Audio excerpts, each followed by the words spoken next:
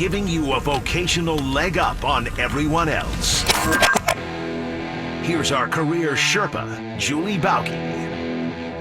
The big story, of course, of 2019 so far has been the Cubcath issue, and I think there's an interesting element to this entire thing, and that is when you look at what these young men, particularly Nick Sandmann, has been through, and that is how do you handle what's going to follow around, right or wrong, for probably a long time online, too, because being the center of a scandalous story, whether it's right or wrong, you're inserted in it. And is this the kind of stuff that as a young person is going to follow you around? Does it hurt your chances for college? Does it hurt your chances for employment?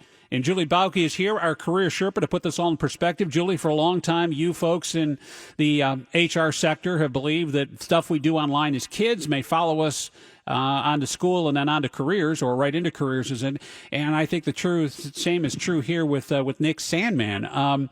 Fortunately, his family was able to hire a PR firm out of Louisville to handle this, which is rather sad that you would need a PR firm to help you, guide you in crisis management as a 16-year-old kid who just happened to be standing on the steps of the Lincoln Memorial waiting for a bus, and that's all he was doing. That's horrible to put it in that perspective, but these are the times in which we live.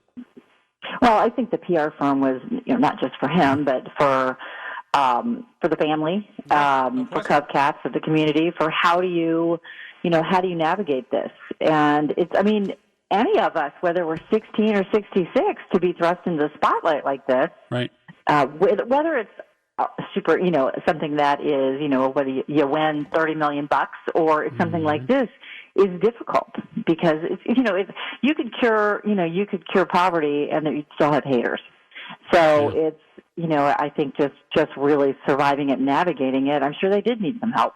Oh, there's no question. And, they had the wherewithal, the foresight, and somewhat the means. I don't know, maybe you take a loan out or ask friends or family members or people help you. I don't know how it works, but, to think about that, one day your kid's going to D.C. and the next day passes and all of a sudden, days later, it becomes this huge viral thing. I don't know how you compartment. I don't know how you can't prepare for it, but the fact of the matter is that you have to hire a firm to represent you is bonkers.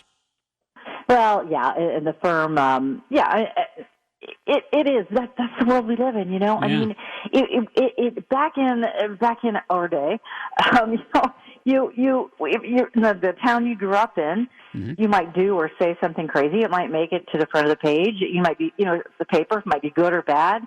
And it was forgotten very quickly. And then if people ever wanted to learn about it, they had to go to the old library and get out the newspaper archives. Think about that, like pulling up the microfiche, versus like putting someone's name in Google.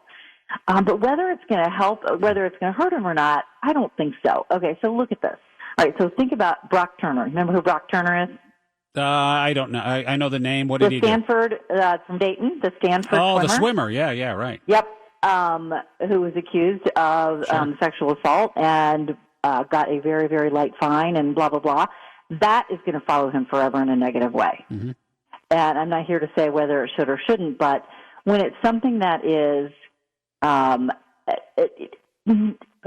every reasonable human can agree that's a negative on him. I think that's the kind of stuff that follows you forever. I think that how this young man conducts himself in front of the media, and I know he had an interview with Savannah Guthrie, and I didn't watch it.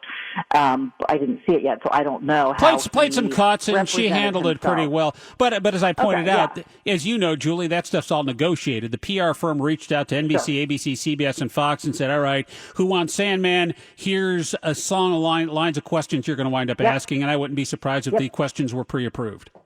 Could be, but that's managing the message. And if I were him, I would certainly want that than to be in front of the glare of the spotlight at 16, let alone at our age. No question. So you've got this will. It's sort of like the kids that spoke out after the shooting in Florida. Mm-hmm. They've become in the media, and that's going to follow them forever. Now I say follow. And I don't mean that in like a negative way. I think, we all have a story, and every experience we have starts creating that story. And he did not want to be thrust into the spotlight, clearly.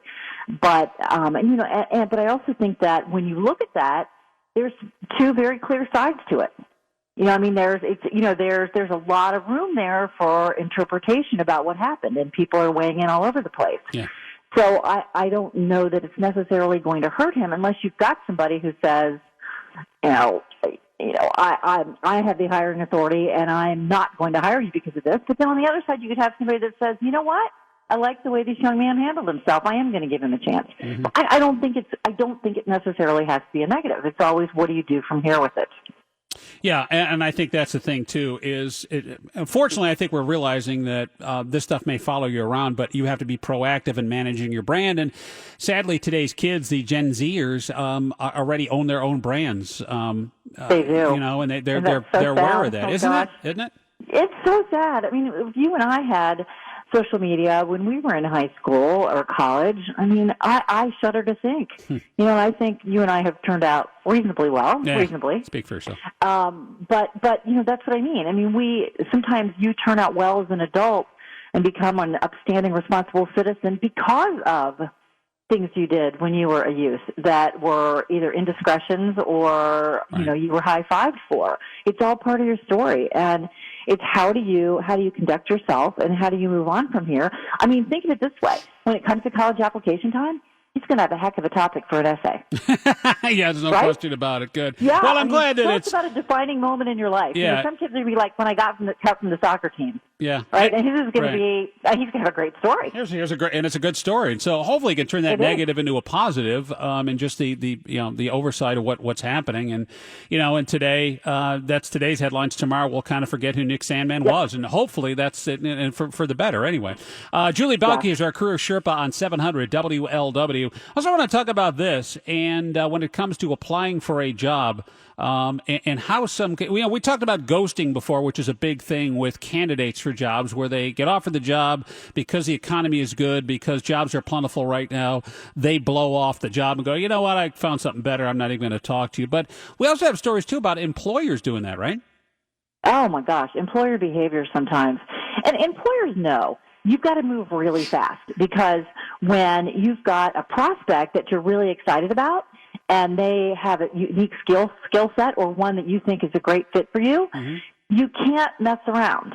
I was talking to a young person recently who was contacted from LinkedIn from a very, very well-known firm with a really exciting job opportunity. And he talked to the hiring manager. The hiring manager's like, yep, definitely want you on the team. He talked to a few other people on the team, the kid did, and felt like, yeah, this is a good fit. And he said, okay, I'm getting with HR. This is like on Friday. We'll have a offer to you by Monday. It's now been 2.5 weeks. And the guy keeps saying, oh, yeah, I'll get with HR. Yep, it's definitely coming. It's definitely coming. It's been 2.5 weeks.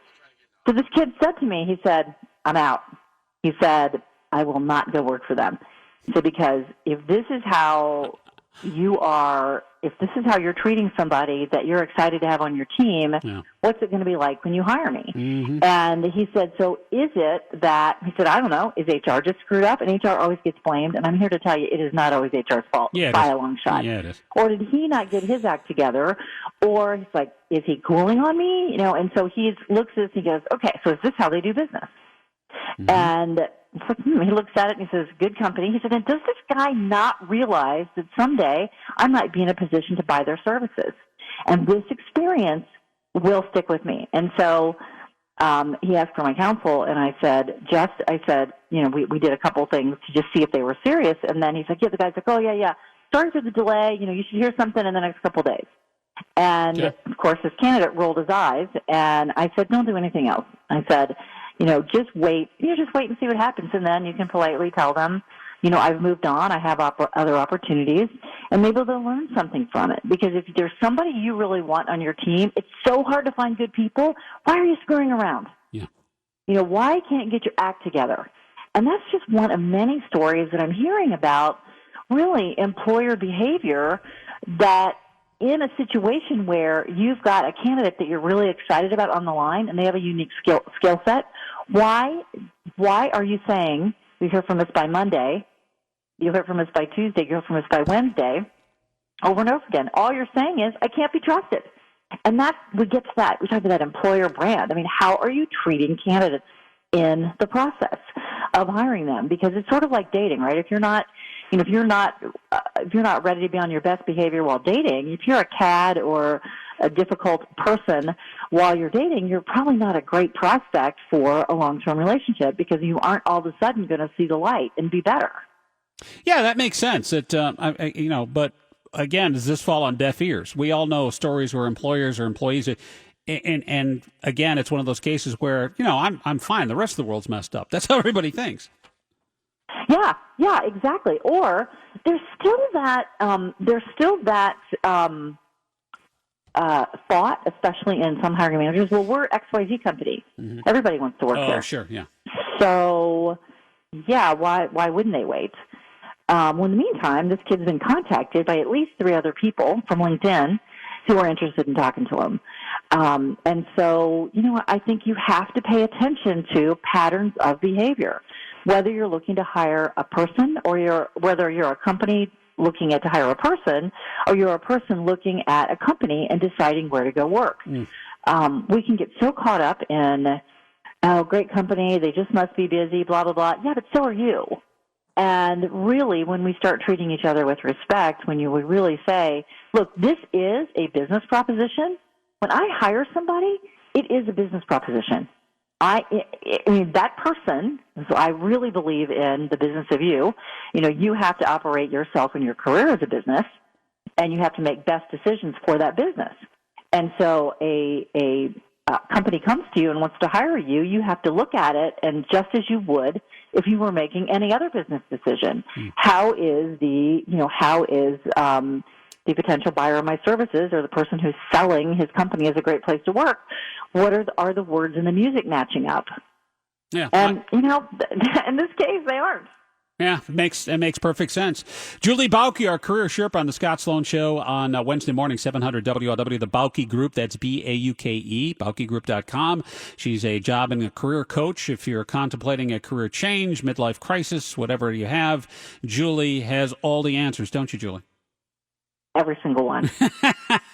And, of course, you do your monthly clinic, too, as well. What do you call it? A clinic, a seminar, or what do you call it? A little get-together? I call it a kick in the seat of your career pants. Okay, good.